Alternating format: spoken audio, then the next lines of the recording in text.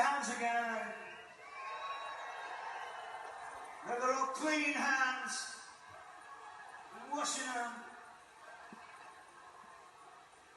Let me hear it if you've had the Pfizer vaccine. For fuck's sake. Let me hear it from Moderna. AstraZeneca. Let's hear it from the anti-vaxxers. Oh, unbelievable.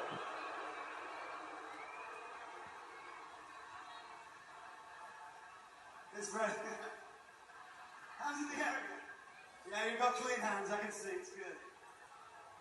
We're spraying you with gel at the end. Alright, follow us, please.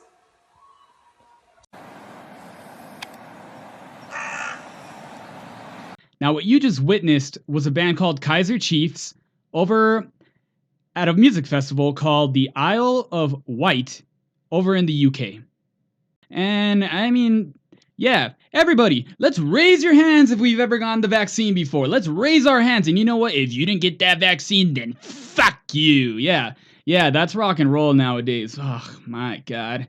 What kind of world are we living in? And you know what? That vaccine, I mean, it must be effective. We have so many people pushing this thing. It must be safe. It must be the most effective thing. I mean, if you get it, there's got to be no chance of you getting sick, right? Huh. Well, that's weird. FDA experts reveal the COVID-19 vaccines are killing at least 2 people for every 1 life they save, as for they vote 16-2 against the approval of booster shots. And this recently happened. We saw that the FDA came out and said, a 3rd booster shot? Yeah, no. We're not going to do that. And, huh. Well, that's weird. Israel, world leader in vaccine booster shots, hit by surge in COVID cases. Yeah, well, I mean, nothing too, Oh, yes, I forgot. Oscar de la Hoya, hospitalized with COVID-19, withdraws from the upcoming fight, and he was already double vaccinated. Everybody, so, I mean, I don't know. I mean, maybe it's an anomaly. By the way, he is out of the hospital after 3 days, so it looks like he is going to be fine, thank God. But, it can't possibly get any weirder, right? Uh-oh. Kiss postpones shows after band members test positive for COVID-19. Let me see. Why is this so strange? Kiss postponing 4 tour dates after Gene Simmons and Paul Stanley tested positive for coronavirus. Yeah. Here it is, right here. The band, via a previous statement, had said that both the band and the crew on tour were fully vaccinated and operated in a bubble independently to safeguard everyone as much as possible between shows. I don't know. I mean, I still don't see anything weird about this. Huh. The Foo Fighters too? Huh. Well, how could we forgot about everyone's favorite douchebag, David Grohl? Weeks after Foo Fighters played the first capacity show at Madison Square Garden, they have announced that they must postpone their Los Angeles concert due to a confirmed case of COVID-19 within their organization. Now, as far as I know, I've read this, and they never did disclose who actually got it, but, you know, as far as it shows, I'm pretty sure everybody within the Foo Fighters, employment, on anybody on their paycheck was most likely vaccinated. Oh, wait a minute. What is this? Olympic swimmer Maddie Wilson hospitalized with COVID-19 as a precautionary measure. Huh.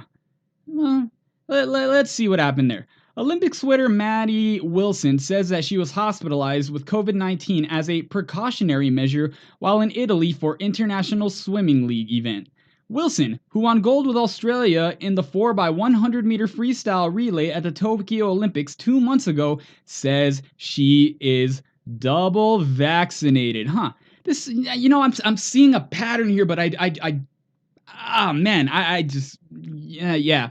Honestly, if you don't see the pattern here, you've got to be a fucking idiot at this point. So let's go ahead and move on.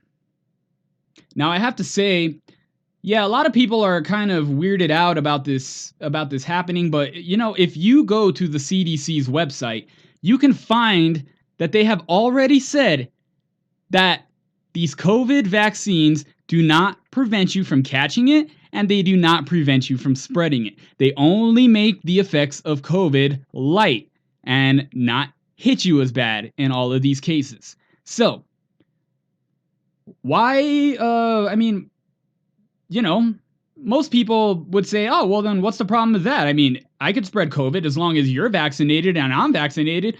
We should be fine. Well, I don't know. There just seems to be something a little bit wrong about that. And that is where today's story comes up, my friends. We are going to go ahead and cover an old article from 2015, which covers the dangers of what you would call imperfect or leaky vaccines versus perfect vaccines. And nowadays, the COVID vaccines are considered imperfect vaccines. So let's go ahead and get into this story right here, and we will see, you know, maybe why we should be a little bit concerned about these new mRNA vaccines. Not saying they don't work. I'm pretty sure they probably do work.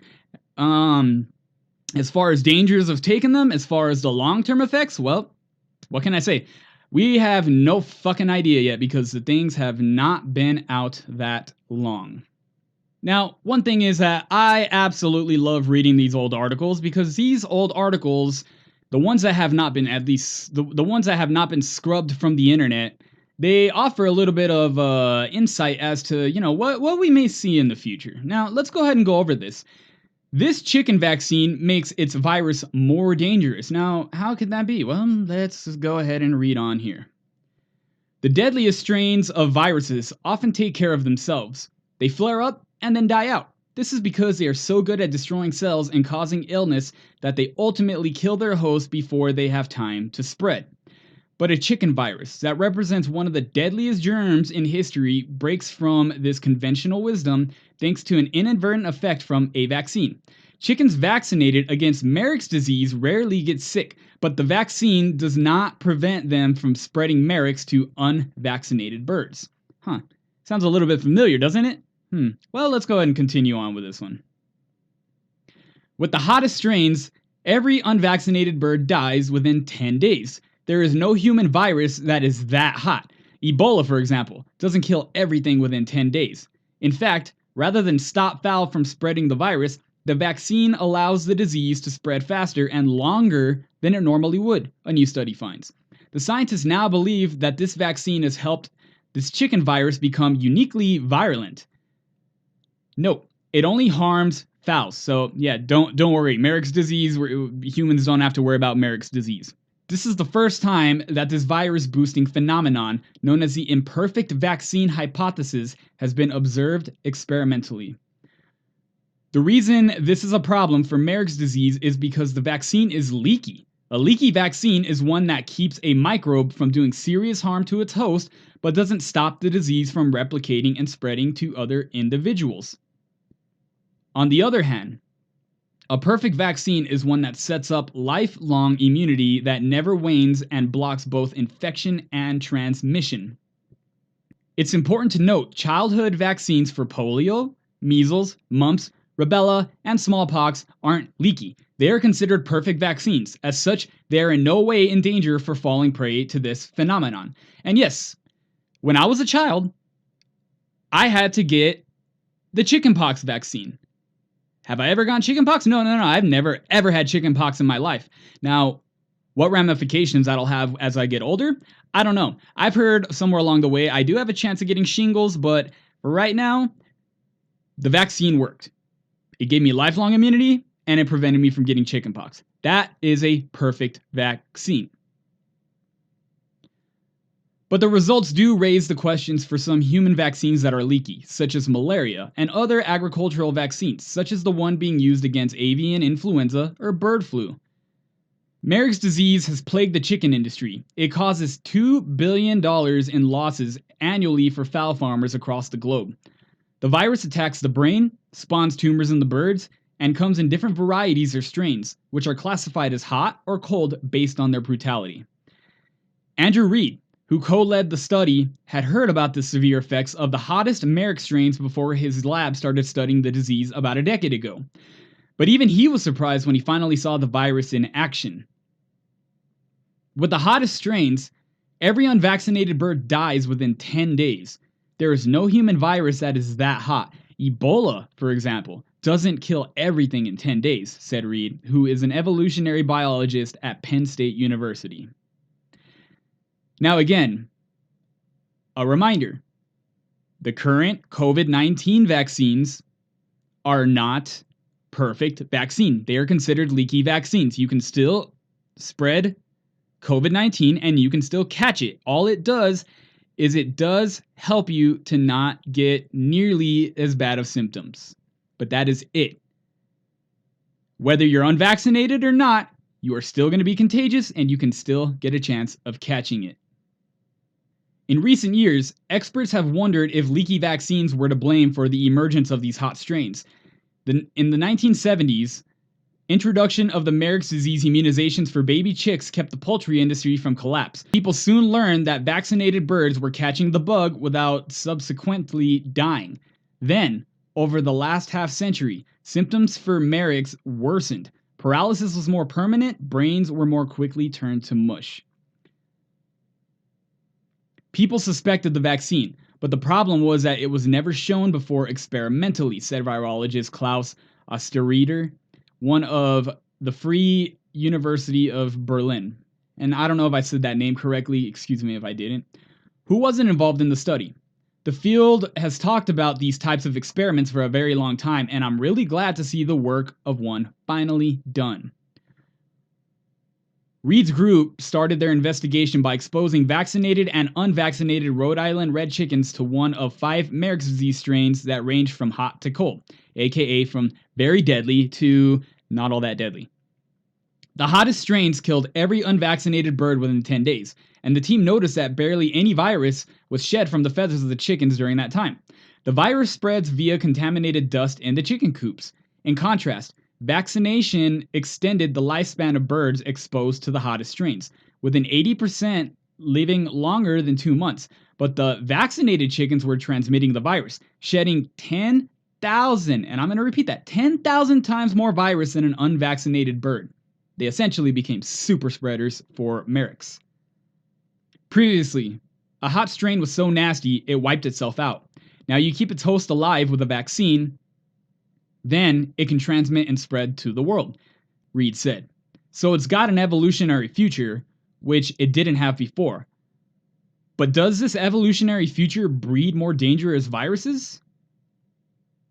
The study argues yes. In a second experiment, unvaccinated and vaccinated chickens were infected with one of 5 Marek's disease strains, then put into a second arena with a second set of unimmunized birds, known as sentinels. In particular, the team was interested in a middle-of-the-road strain called 595 and whether it would become hotter. It did.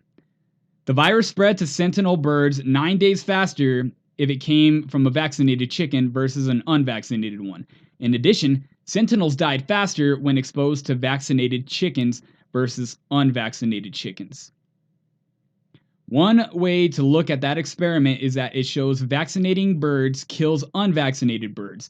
The vaccination of one group of birds leads to the transmission of a virus so hot that it kills the other birds, Reed said. Typo. If you vaccinate the mothers, the same thing happens. The offspring are protected by the maternal antibodies of the mother, and that allows the virus in the chicks to transmit before they kill the host. So they transmit and kill other individuals. This trend persisted when the team tried the experiment in a setting meant to simulate a commercial chicken farm. At the moment, the vaccines are working well enough, and you can vaccinate every bird, Reed said. There are 20 billion birds on the planet at any time. The vast majority are Marek's vaccinated, which means that as of right now, a majority of the chicken farms, and I think it's almost every chicken on earth, if I am not mistaken, is vaccinated for Merrick's or they will die. It is that prominent when it comes to chickens. However, both Reed and Osterreiter worry about what might happen if Merrick's continues to change or if its vaccines were to fail. If the virus continues to evolve, then it could be pretty much devastating for the chicken industry, which is suffering quite a bit right now in the US with the influenza virus, Osterreiter said. Like Merrick's vaccines, vaccines for avian influenza are leaky. For this reason, they're banned from agricultural use in the US and Europe. When bird flu breaks out in these western chicken populations, farmers must cull their herds. However, Southeast Asia uses these leaky vaccines, raising the possibility for virus evolution akin to what's happened with Merrick's disease. In those situations, they're creating the conditions where super hot avian influenza could emerge, Reed said. Then the issues become, what does that mean when it spills over to other flocks, into wildlife, or into humans? Avian flu is the setting to watch for evolutionary problems down the line, aka right now with coronavirus 19 and the current vaccines that are out, which are imperfect, leaky vaccines. Bird flu isn't alone. The world's first vaccine for malaria, which was recently approved by European Medicines Agency, is also leaky. Vaccines for HPV and whooping cough can leak too. However, it is unknown if this scenario creates more dangerous viruses for each of these diseases. Our concern here, primarily and foremost, is whether this is going to happen with any of the vaccines that we give to people, said molecular biology James Bull of the University of Texas in Austin, who specializes in the evolution of viruses and bacteria.